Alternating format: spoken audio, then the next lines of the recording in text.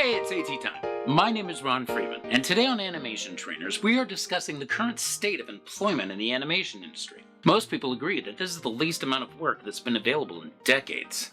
And to make sure that you don't miss any of the other videos that we post here on Animation Trainers, please take a moment to like this video, subscribe to our channel, and switch the notification bell to all. And check out the links in the description below to our website and to our Patreon page, where you get a new hour of over-the-shoulder animation lessons and an hour of animation feedback on your personal work every weekend for only $1 an hour. Sure enough, as I mentioned in the WonderCon video from April of 2025, which you can check out by clicking here, it's true what they said at that panel I attended, that more people are focusing on creating content of their own, and even companies like Meta have basically announced that they're going to rely on third-party developers to create new content while they focus on AR wearables. It feels like there's less animation work now than there's been in a very long time, and that's because that's true. The last time the animation industry had a true dearth of available work was in the 1980s, prior to the new Disney Renaissance, when many professional animators' best opportunity for work was for companies like Filmation that were producing animated television series like He-Man and the Masters of the Universe. That changed after the success of The Little Mermaid and Beauty and the Beast, followed by Aladdin and The Lion King, and then we got the premiere of Toy Story, and that heralded the age of computer animation. The arrival of computer-generated animation technology, combined with the proliferation of home video game systems and the animation expectations for those games having risen dramatically, meant that there seemed to be an absolute glut of animation work in the industry, and demand was extremely high. So what happened? The biggest change came in 2020, when COVID happened, because it meant that people couldn't go to work, and that obviously had drastic effects on production. COVID led to the creation of all the streaming channels by the various studios because they were unhappy watching Netflix be the only entertainment company doing well with everyone stuck at home. That demand for new content helped studios get over their hesitation about allowing people to work on exclusive content remotely from home. And at first that change was phenomenal for animators. It meant that we could start working from home and didn't have to come into the studio every day and deal with traffic, etc. And it meant that there was a ton of work for everyone because all these new streaming channels needed to be fed. But then the strikes happened because, for example, with AI and deepfake technology becoming more prominent, studios wanted to pay an actor for only one day's work and record their voice and capture their likeness, and then use their likeness and voice however they saw fit for eternity, which of course is completely unacceptable. So a strike occurred, which halted production and therefore meant less jobs. But then the amount of production never picked back up after the strikes, and that's largely because of the creation of those streaming channels we mentioned earlier. When the studios were considering creating those channels, the National Association of Theater Owners warned the studios that they would inevitably be shooting them and themselves in the foot because they'd be killing the movie theater business. If people can just stay home and watch first-run movies there, not long after they're released, then they have even less motivation to go to theaters. They already had that problem with DVD. Maybe people don't like going to the movies anymore because they're not able to freely use their phones while they're watching because they've gotten used to doing that by watching things at home and being on the phone at the same time. Do you agree? Disagree? Why?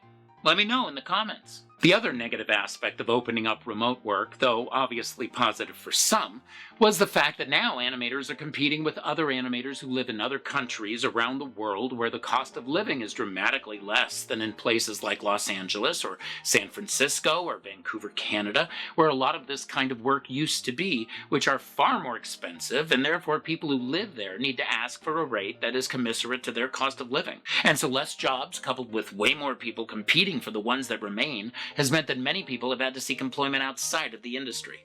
But is that the worst thing in the world? Comment quiz! What's the worst job you've ever had? And I mean in any industry. What's the worst thing you've done for money? And let's keep it clean, people. For me, it had to be cold calling small businesses and trying to sell them copy machine toner and ink. But what about you? I'd love to know in the comments below. Remember, every comment gets a cookie. Try it, you'll see. My friend Joe Perez, whom I've known since I was 10 years old, works in the stunt industry.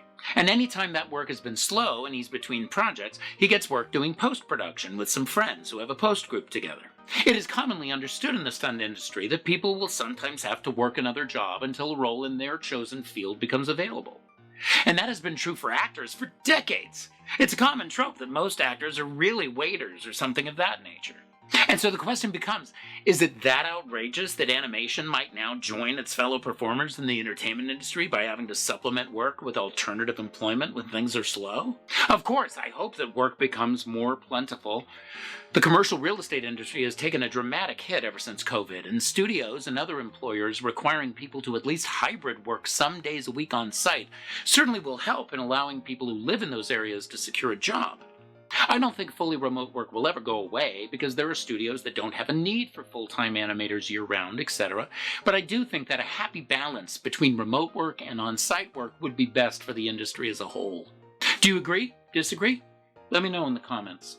I also think that new technology will eventually lead to more work the same way that the explosion of computer animation did in the 90s. VR technology has not become as widespread as quickly as the industry hoped. In fact, Meta has recently drastically reduced the amount of money they're investing in the creation of first-tier content and owning their own studios because third-party developers are creating content and keeping the platform fed, and they seem to be waiting a little while until the technology becomes more broadly adapted, which will likely be when headsets become even smaller and more comfortable to wear, which is exactly why the company is pivoting more toward AR wearables. When that time comes and VR headsets are as common in every household as VCRs became in the 80s, which led to the creation of the direct-to-video industry and the rental business with companies like Blockbuster Video, I believe that when VR technology does catch on truly widespread, there'll be another big demand for content, and it could lead to a lot more work for animators and developers in general.